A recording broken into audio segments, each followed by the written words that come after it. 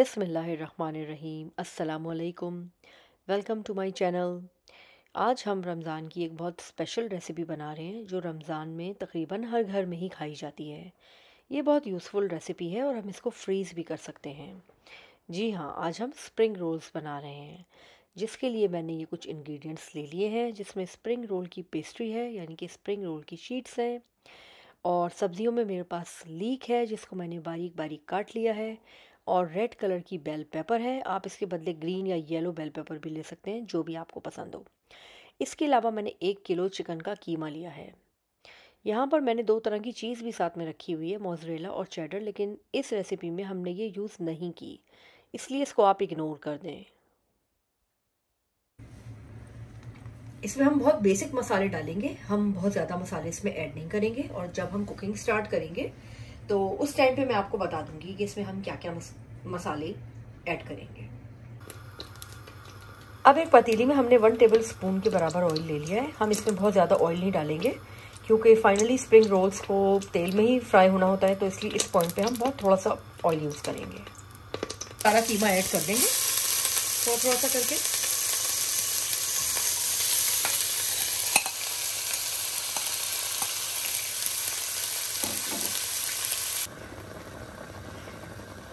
इसमें हम 1 teaspoon white pepper powder डालेंगे,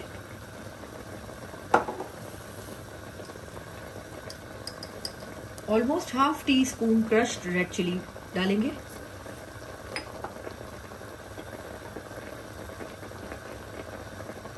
ब्लैक पेपर पाउडर,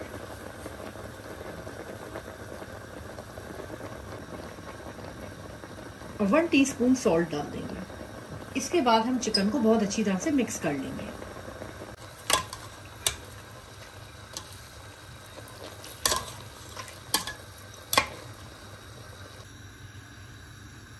तकरीबन 10 से 15 मिनट में ये चिकन का कीमा गल जाएगा। फिर उसके बाद हम आपको नेक्स्ट स्टेप दिखाएंगे। बिल्कुल थोड़ा सा हमने वाइट विनेगर लिया है। इस पॉइंट पे, जिस टाइम पे चिकन कीमा पक रहा होगा, हम इसमें ऐड कर देंगे और कीमे को अच्छी तरह से मिक्स कर लेंगे। अच्छा, कीमे का पानी अब बिल्कुल ड्राई हो गया है। इस स्टेज पे हम इसको बिल्कुल हल्का सा भून लेंगे और हम अपनी वेजिटेबल्स इसमें ऐड कर देंगे।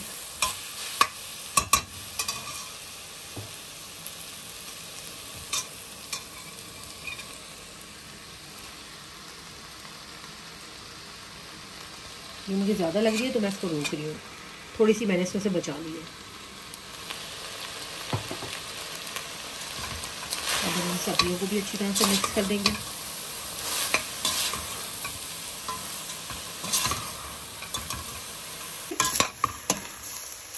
और जैसे ही सब्जियों का पानी ड्राई हो जाएगा तो हम अपने चूल्हे को बंद कर देंगे।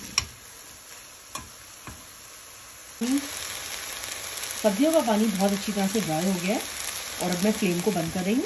और अब हम इस मिक्सचर के ठंडे होने का वेट करेंगे। जब ये मिक्सचर अच्छी तरह से ठंडा हो जाएगा तो फिर हम इसको रोल्स में फिल कर लेंगे। इस मिक्सचर को हम बहुत तरह से यूज़ कर सकते हैं। हम इसके सैंडविचेस भी बना सकते हैं और इसके रोल्स भी बना सकते हैं, और हम इसको पैटीज में भी फिल कर सकते हैं। तो ये बहुत मल्टीपर्पज सा मिक्सचर रेडी हो गया है। मैंने अपने काउंटर को बहुत अच्छी तरह से साफ कर लिया था। आप भी रोल बनाने से पहले जो भी सरफेस आप यूज करें उसको बहुत अच्छी तरह से साफ कर लें।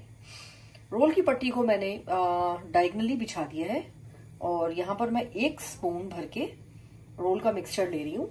और थोड़ा सा मुझे ये कम लग रहा है तो मैं इसमें थोड़ा सा और ऐड कर रही हूँ। बस बिल्कुल इतना ही। इतना ऐड करके बिल्कुल बीच में सेंटर में आप इसको ऐड कर दें और फिर दोनों साइड से इसको फोल्ड कर दें। जब ये इस शेप में आ जाए तो फिर हम इसको इस तरह से एक एनवेलप की तरह बंद कर देंगे, और इस साइड पे हल्का सा बिल्कुल प्रेशर देते हुए इसको आहिस्ता आहिस्ता घुमाते रहेंगे। और जब हम इस कोने में आएंगे तो यहाँ पर हम हल्की सी स्लरी चिपका देंगे, हल्की सी स्लरी लगा देंगे, ताकि हमारा रोल बहुत अच्छी तरह से चिपक सके और ये फ्राइंग के दौरान खुले नहीं। देखें, एक रोल बनके तैयार है। इसी तरह से मैं आपको अब एक दूसरा रोल भी बनाना बताती हूँ। अब हमने एक दूसरी शीट ले ली है और मैं इसी तरह से करके थोड़ा सा चिकन और सब्जियों का मिक्सचर रोल के ऊपर बिछा लूंगी। 1 चमचे से थोड़ा सा ज्यादा ले लें, क्योंकि मुझे पर्सनली 1 स्पून थोड़ा कम लग रहा है। तो इस तरह से बिल्कुल बीच में आप इसको बिछा लें और दोनों तरफ से फोल्ड करते हुए इसको बीच में ले आएं। जब ये दोनों साइड से फोल्ड हो जाए तो बस बिल्कुल एनवेलप की तरह से आपने इसको बंद करना है और हल्का हल्का सा प्रेशर लगाते हुए इसको दूसरी तरफ लेकर जाना है। और कोने में जाने के करीब यहाँ पर हम थोड़ी सी अपनी जो हमने फ्लावर से पेस्ट बनाया था उसको हम यहाँ पर लगा देंगे और अपने रोल को बंद कर देंगे। हमारे सारे रोल तैयार हैं और अब ये फ्राई होने के लिए बिल्कुल रेडी हैं। इसी स्टेज पे आप इनको फ्रीजर में रख के फ्रीज भी कर सकते हैं और बाद में तकरीबन 1 से 2 महीने तक ये बिल्कुल ठीक रहेंगे टेस्ट में। इस तरह से करके हम रोल्स को फ्रीज भी कर सकते हैं। और अब हम इसे एक प्लास्टिक रैप से कवर कर लेंगे और इनको फ्रीजर में रख देंगे। और दूसरे दिन जब ये बिल्कुल हार्ड हो जाएंगे तो हम इनको निकाल के एक प्लास्टिक बैग में या प्लास्टिक जिप लॉक में भी रख सकते हैं। तेल गरम हो गया है, अब हम इसमें रोल्स फ्राई कर लेंगे। तेल का टेम्परेचर ना बहुत तेज होना चाहिए और ना ही बहुत लाइट। नॉर्मल से ऑयल के टेम्परेचर पे हम इनको फ्राई कर लेंगे।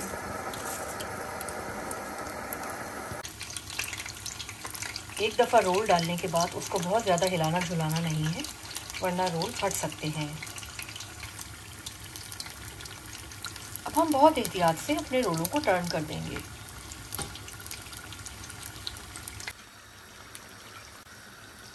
रोल फ्राई हो गए और इस पे बहुत प्यारा सा लाइट गोल्डन कलर आ गया है। अब हम इनको निकाल लेंगे।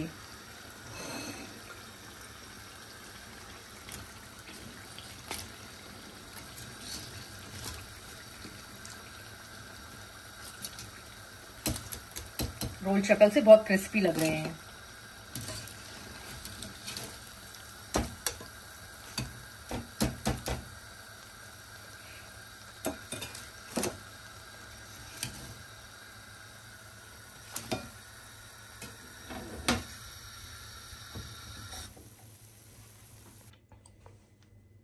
रोल फ्राई होके बिल्कुल तैयार हैं और देखने में बहुत मज़ेदार लग रहे हैं। अब मैं आपको एक रोल टेस्ट करके बताती हूँ कि ये कैसा बना। इसके साथ मैंने हरी चटनी भी बनाई है जिसमें पुदीना और हरा धनिया डाला है। ये चटनी इन रोल्स के साथ बहुत मज़ेदार लगती है। तो आइए अब इसको टेस्ट करते हैं। रोल को चेक करते हैं अंदर से।